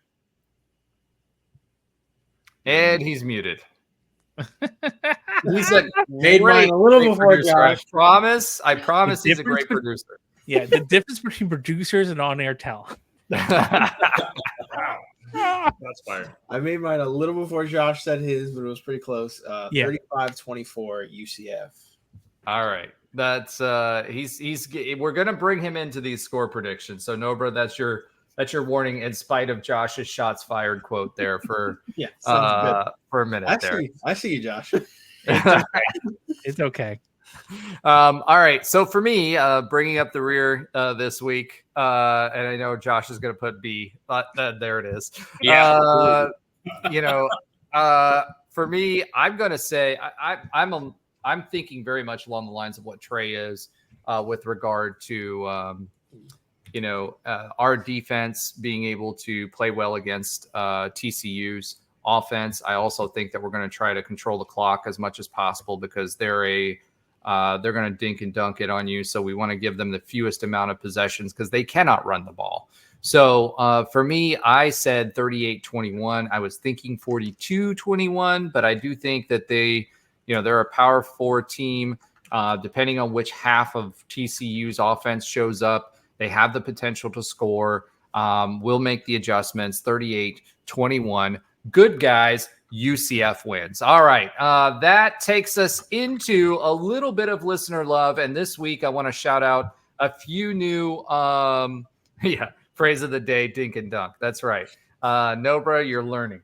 All right. So, let's give a little listener love this week. 3 new folks that I kind of want to highlight: Carlos Vega, Felipe Vasquez, and Randy Watts. Thank you for subscribing to the YouTube channel. We appreciate you. Tell your friends, because it really, really does help us out in getting the message out. In addition to that, we had a very lively discussion on our show last week. I'm going to try this. Ice Kirby IXI. So I don't know if he's trying to use the Roman numerals there, but he says also, our fans have gotten lazy. This is in reference to my West Side diatribe there. We barely even do the UCF chant whenever the band plays it, mainly just the students. Meanwhile, whenever FSU plays their war chant, the whole stadium participates. I usually scream at my section to participate. 100%. We were not in midseason form, although last week was a lot better. Greg Phillips, 6949, says that the KJ run where he hit the linebacker, I think he is wanting to get hit and get a hit on someone. Wanted to show the team and fans that he was here to win and play hard no matter what the score. Remember, he never took a single hit during preseason. They may have also been part of the first half issues this week. We'll tell. Go Knights. Greg, 100%. I think that was for a reason. He wasn't seeing things properly, etc. He wanted to show that he was still part of the team. This week he made up for it. So love to see your comments this week on what you think of KJ. All right. That being said, let's go ahead and pivot. Since Alan's there, you go. Alan's we're still getting into midseason form here too on the pivot. We're getting better. It was better than last week. Alan's oxymoronic stat of the week. We don't have one because we don't have an Alan. So we'll go right into Josh's sometimes funny of the fact of the week. All right. Josh, All right. Lazar. There you go. Here we go. Sort of. You're gonna start. All right. Yeah. Come on. Let's go. Great. Do we have any technical difficulties? No, bro, with the Josh is having technical difficulties. It's called a bit. It's like the stuff at the end of the podcast. All right. So in 2021, 4 current TCU coaches were either A, a coach at UCF, B, coach star players currently at UCF, C, were head coaches at other schools playing against UCF. Name those 4 coaches and their teams. You'll probably get 3. Say that one more time. In 2021, there are 4 current coaches on TCU staff right now that either were a coach at UCF, they coached current stars at UCF. That should be an easy one. Or we talked about him in the podcast already, or were head coaches at other schools and played against us. 4 total coaches. So Kendall Briles. Kendall Briles, yep. Was at he actually played against us in 2014 at Baylor as well, and Coach KJ. So he got 1. So hold on, he was on the field at 2014. He was on the 2014 he was team. coaching, is my point. I was making a little jokey joke. All right. So that got 1. Their defensive coordinator, whose name I can't remember. Patterson, right? Patterson? No, Patterson. But you are correct. Can you pull the name off, or give me the team at least? Boise State, right? He was with Boise State. Yeah, he was their head coach. Yep. I can't think of his name, but yeah, he was with Boise State. Andy Avalos. And there it is. If I got it right, 21 and 23, actually, he played against us. We got 2 more. I was going to say Aranda, but that's Baylor. I knew it was an A. I couldn't remember what the Avalos part of it. Yeah. So you got 2 more. One I know you're not. Trey, you got to help us out here, bro. You're just staring off into space out there. I have no idea. So you have the offensive coordinator coached KJ in 2021.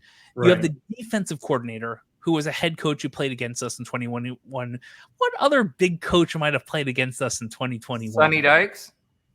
I already said Sonny Dykes. You just breezed over me, Josh. That's I blame Trey with his talking so much about things. Man, I said Sonny Dykes. Honestly, Ben, I didn't hear Sonny Dykes either. Honestly, for real. I'm sure on the playback, I'm sure you're right. We all probably talked over each other. So the head coach, the offensive coordinator, and the defensive coordinator all have insights or have worked or played against us.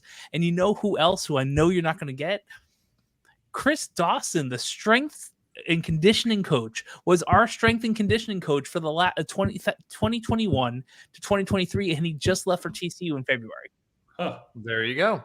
Well, you know what was interesting, Ben? I think the problem is you're 7 foot tall, right? So when you're leaning back in your chair, you're a lot further distance from the mic than the rest of us. I don't think it's picking up your Sonny Dykes guess, because I honestly didn't hear that. He was over at SMU, wasn't he? In 2021? Yeah. And it's, to me, when I started looking at the names, sometimes I'll look at things for names, or there's a couple players from Florida and whatnot. Sometimes if players transfer, but I saw those names. I'm like, we've talked about almost all of these people in the podcast in one way, shape, or form. I'm like, and then I saw Chris Dawson. I'm like, I know that name. It just floors me that there are so many people that know about our so Briles knows about KJ and some of the intricacies there, right?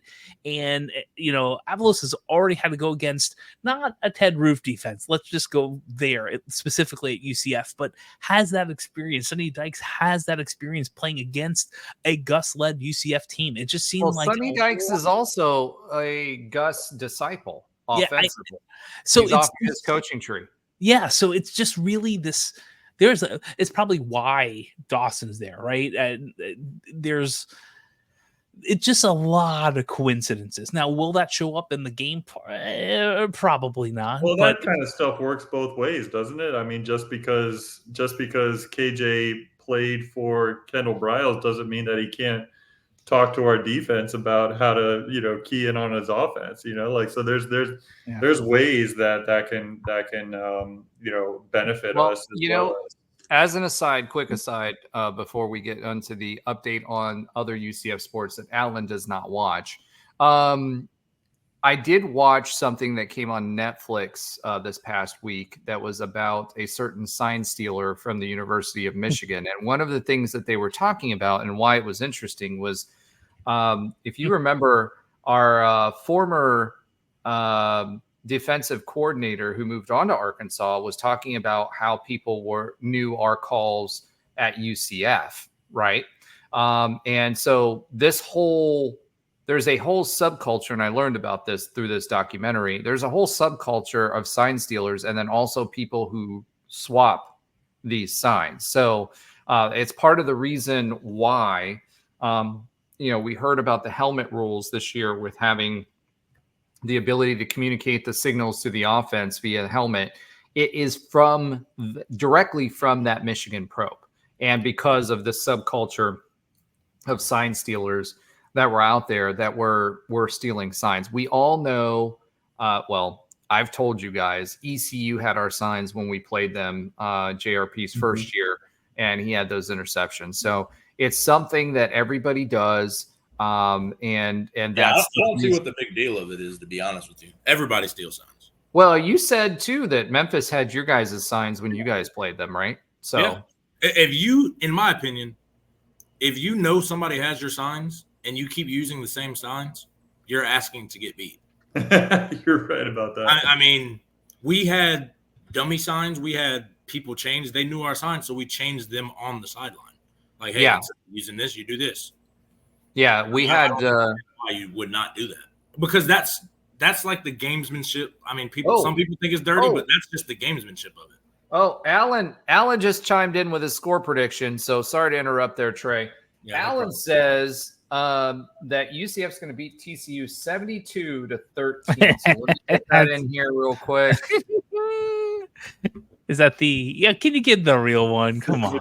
72-13. Hey, listen, it's just like on Nightline. If you miss a week while we're doing score predictions, you get whatever I give you.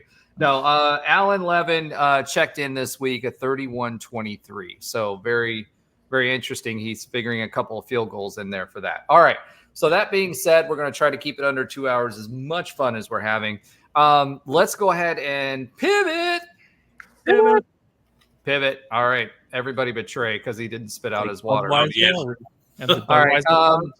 Let's go ahead and pivot to the quick update on other UCF sports that Alan does not watch. Josh, you can go ahead and pivot away from that first point that's on there and just skip right to Houston. I know, but I have to say it. Unfortunately, the UCF women's soccer team had so many chances against the Cows, but unfortunately in about the 86th there was minute, one literally 5 yards from the goal and we missed, and it was a wide open goal. Like, how did that happen? I know. I don't know, but we lost 0-1. It was not a happy time. We play Houston next, and hopefully we can score more than 0. The UCF men's soccer team beat UC Irvine 5-1. They'll play FIU next, and which you need to say this: UC Irvine has a very good soccer team. I mean, they still lost. I know, but traditionally, UC Irvine is a championship contending soccer program. Like, and they're not; they're always ranked. Yeah, and they are. Do you know the mascot for UC Irvine? Oh God, not. I keep thinking Jackrabbits, but that's probably not right. I'm not going to look it up. I don't know. Anybody else know? UC Irvine's? Yeah. No. Trey? Don't they have like a anchor in there? Nope. No, not even close. It's an animal. It's an anteater. They are the anteaters. That's right, the anteaters. That's right. Yeah, I should know that from the NCAA tournament. They actually went pretty far in the NCAA tournament. Dude, you like call tournaments. Like, you should know this. Like, what's up with that? All right. Sorry, Josh. Go ahead. Let's finish this one out. That's okay. The FIU Panthers. They are. They're going to be next against UCF, and I will tell you, I was just looking up there. The Panthers are 0-3-1, but here's probably why. They played at North Carolina, ranked number 12. They played at Georgetown, number 14, and now they're going to play versus at home versus UCF at number 17. So they have a very hard schedule. I was a little shocked of how much they. Hopefully, we see another great score as well. And last but certainly not least, our women's volleyball team is doing well. They beat Stetson 3-0. They beat UNC Wilmington 3-0. And if I got that W wrong on the UNC W, this is why I spill out things when I do things, but I'm pretty sure it's Wilmington. Now they are 4-0 in the season, and they play FAU next. Women's volleyball team is pretty good. Yeah. We'll see how they do in Big 12 play because we have very solid teams in women's volleyball in Big 12 play. I just got a curse word from Alan on the text thread. So that being said, congratulations again to the team. Great coaching, great people. They looked really, really good. You've got teams like BYU in this league, etc. So this is a very, very tough volleyball league. All right, guys, it's game week. I feel better this year than I have in many years. I'm not necessarily saying we're going to go wreck TCU, but what I am saying is I'm looking forward to a game that no matter what happens, I know is going to be competitive. I do think we beat TCU this week. I think Colorado is going to be a pushover, and then we're going to see, I think, DJ Lagaway when we play the Gators at that point. Which that's the one thing I didn't want to happen. I mean, he's young, so we're going to have to – I don't know what we're going to do, but as you saw last week, he's talented. He's extremely talented. And we will have a Gator insider to talk about that game that week. So, what? The biggest game is the next game. Yeah, that's right. On TCU. TCU, baby. Yes. All right, Josh. Any final thoughts? Because we know you keep talking randomly at the end of any shows. I don't do my final thoughts until after the show is over.